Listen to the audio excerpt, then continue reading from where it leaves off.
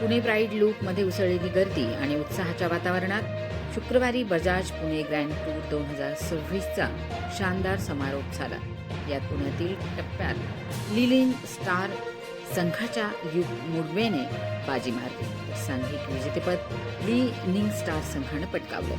चौथ्या आणि अखेरच्या टप्प्यात शायनको ऑलिक्सेईने 1 तास 56 मिनिटं 54 सेकंद अव्वल क्रमांक पटकावला.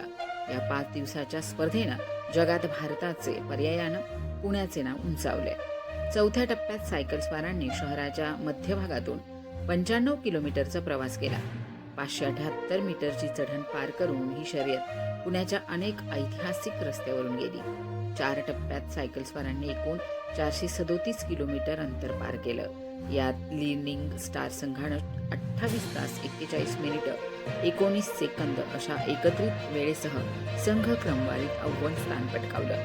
ल्यूक मुडवेन यांच्या सातत्यपूर्ण कामगिरीच्या जोरावर चीनच्या या संघानं वर्चस्व राखलं.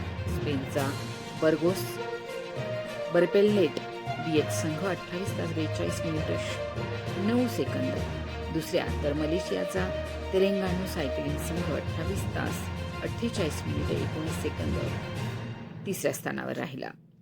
युनियन सायकलिस्ट इंटरनॅशनल महासंचालक अमिना लानाया म्हणाल्या की भारताचा अभिमान वाटावा असा हा सोहळा होता. पहिल्याच आयोजनात भारतानं जागतिक दर्जाची शर्यत यशस्वी करून दाखवली. विजेत्यांना अभिनेता आमिर खानच्या हस्ते गौरविण्यात आलं.